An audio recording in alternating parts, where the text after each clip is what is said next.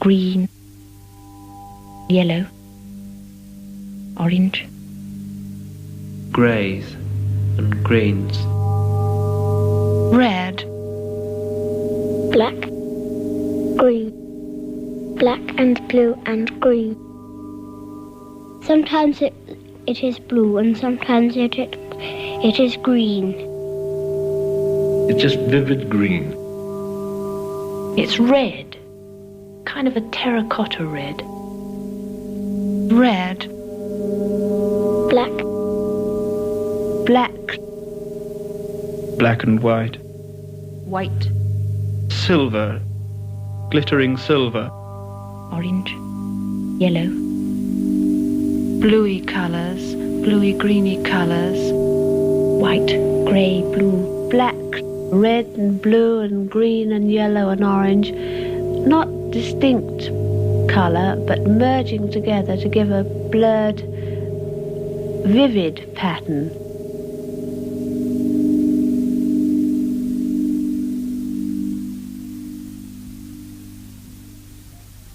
There's a very large stained glass window through which the sun shines.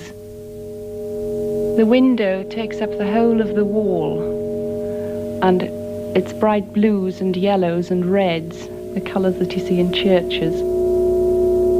The sun shines through and provides the only light. But what the picture is on the window, I don't know.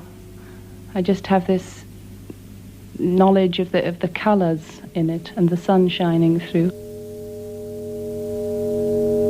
All coloured. And the sun shining through. And it was all colours like the rainbow, as if there was a light shining behind it. The sun shines through and provides the only light. As if there was a light shining behind it. All of a sudden I saw a cloud of spray. The water was coloured with blue and yellow and green, but the colours all merged together like a sheet, a whole sheet, a glowing sheet of colour. The colours not distinct but merging all into one, giving an effect of a rainbow effect. A great spray, a silent spray, rising from the river, and behind it a mass of colour, red and blue and green and yellow and orange, not distinct colour, but merging together to give a blurred, vivid pattern. I can see green. Lush green. Green all around me, green in the foreground, green as far as I can see, getting hazier and hazier. And then meeting the blue sky coming up above. That's about the only other colour I can see. But there's lush green leaves in front of me. There's browny green down the valleys.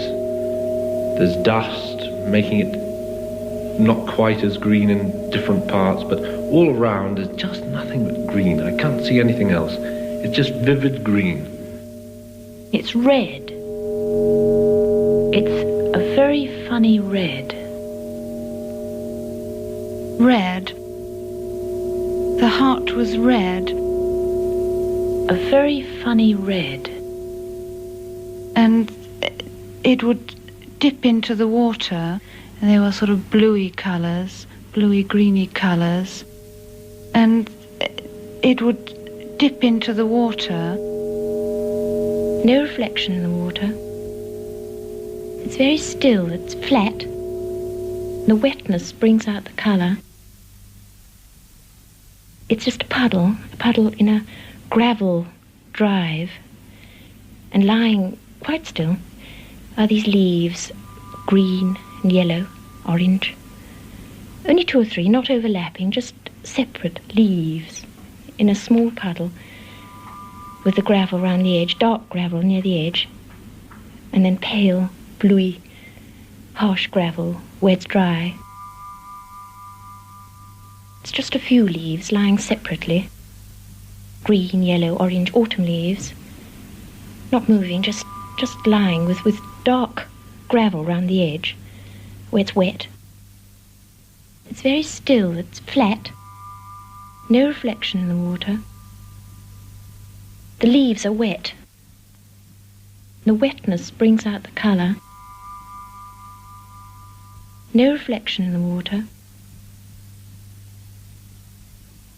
It's just like the moon. It's the colour of earth, but the red is kind of a terracotta red. The whole of the surface is red. It's the colour of clay, I suppose. Yes, it's the colour of clay, and the sun has dried the whole of this surface. It's just like the moon. Everything was black and white and so natural. Just like the moon. Black. Black. White. I'm the waiter in a cocktail party. I'm wearing a white jacket and black trousers and black tie.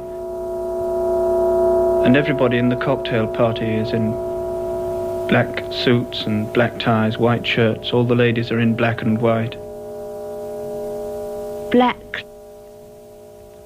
White. Silver. The glasses are silver, glittering silver. There seems to be no colour at all. There is no colour at all. There seems to be no colour at all, as far as I can remember.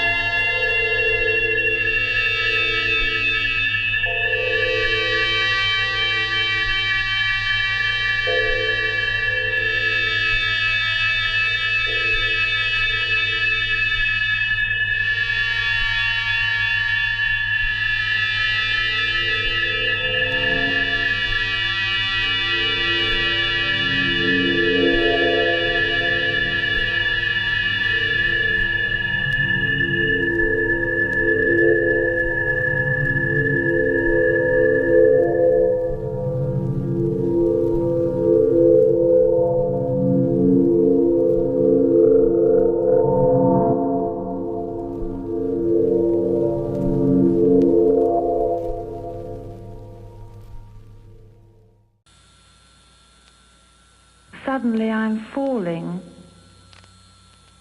I'm falling upright. I was falling and twisting. I'm falling upright.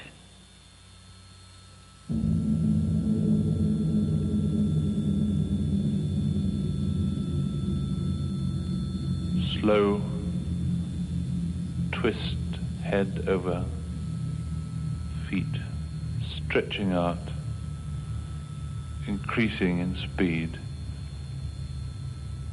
Mouth open wide, but no sound.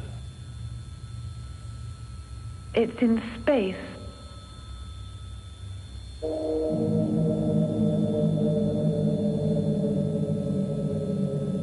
A complete feeling of space and nothingness. Nothingness.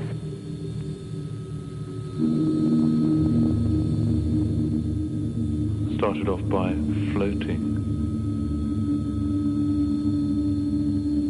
held up by my garments which had already held me back. Somehow I started to accelerate, gather speed, and I accelerated more and more and more. My head was down. I was speeding downwards into some great pit, accelerating all the time and increasing in speed, tumbling and falling, no more floating at all, just tumbling and falling and accelerating all the time, faster and faster. I felt as if I was falling forever. Not quickly, but I am definitely going down, down, down, and I know that nothing can stop me. I try sometimes to think in myself, oh, this is lovely, you should be enjoying this, but I'm so panic-stricken. I know this is the end and I've finished. I'm just sinking into this great black void. I see no clouds at all.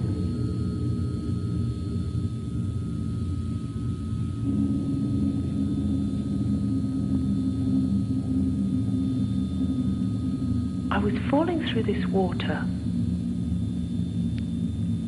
It was all around me, this water. I didn't like it.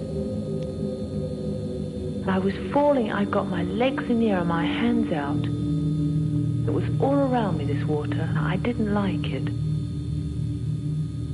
I got my legs in the air and my hands out and my arms outstretched, and suddenly all this water became full of other people and other things all falling, full of other people and other things all falling, and chairs and tables and things like this. And all these people were all floating downwards through this water, all going downwards the same as I was. People like me with their arms outstretched and their legs, all going downwards the same as I was, and chairs and tables and things like this. And all these people were all floating downwards through this water. People like me with their arms outstretched and their legs. And I put my arms out and tried to catch hold of them. And I tried to catch hold of them.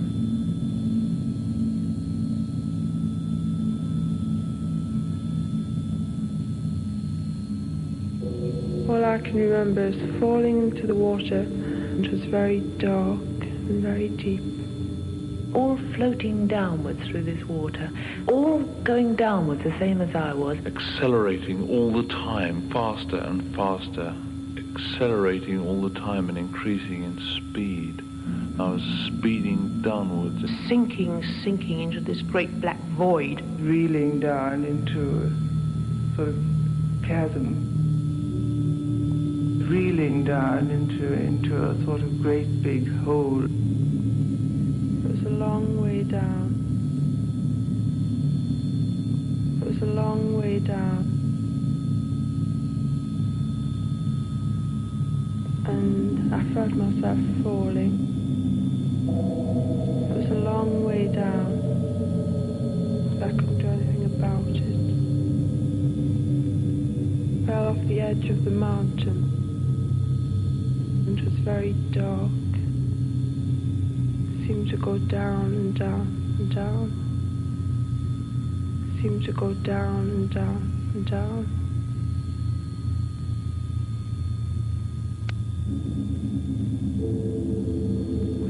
It was a long way down. I couldn't do anything about it. It was very dark and very deep. It was very dark and very deep. It seemed to go down and down and down.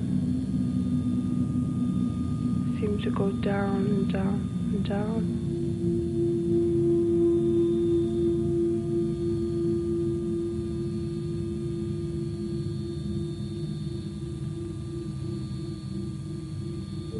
I'm falling upright. And I've finished. I'm just sinking into this great black void.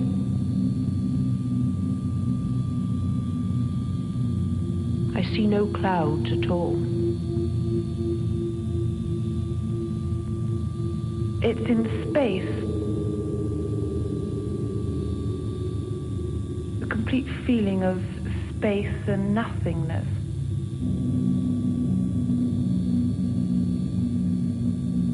Everything is black and I fall and fall and fall. And I know that if I don't pull myself up, if I don't forcibly stop myself, I'll die if I reach the bottom. So I make a tremendous effort to stop myself. I must stop myself doing this. I jump in the air, and there's a great big jump. And then I've stopped dying.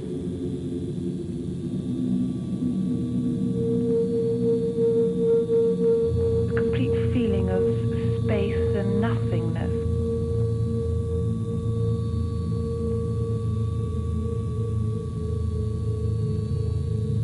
I see no clouds at all.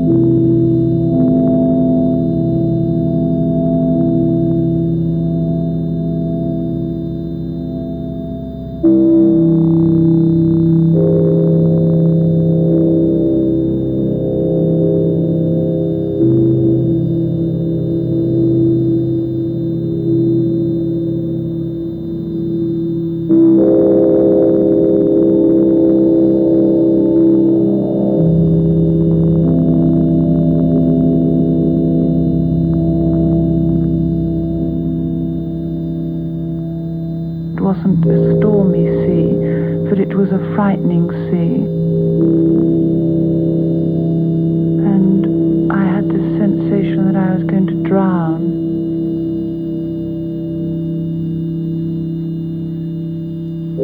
I disappeared under the sea, and I would surface again, and I would start to drown again, and I would surface again, come up again. Then I would go down into the water, and I had this sensation that I was going drown. And it was frightening and suffocating. My clothes were dragging me back. It was all around me, this water. I didn't like it. And I began to feel very frightened. It seemed to go down and down and down. My clothes were dragging me back. It was very dark and very deep. The sea is very deep. I seemed to be drowning. I am going to drown. And I thought, well, it's no use trying to think I'm not going to drown. I am going to drown. And it was frightening and suffocating. No reflection in the water. I was in the water. And it was a feeling as though the water was coming towards me. And I began to feel very frightened. And being that I can't swim and afraid of water, it seemed a greater fear. And then I would go down into the water, and the sea seemed vast, and there weren't many waves. It wasn't a stormy sea, but it was a frightening sea. And they were sort of bluey colours, bluey greeny colours. And it was all colours like the rainbow, as if there was a light shining behind it. And then I would shout and say, I won't do it, I won't do it. And I would surface again. I saw a cloud of spray rising high up into the air, and it was all colours like the rainbow, as if there was a light shining behind it. I saw a cloud of spray, and I had this sensation that I was going to drown. And I would surface again, and I would start to drown again, and I would surface again, come up again. Then I would go down into the water, and I had this sensation that I was going to drown. And it was frightening and suffocating.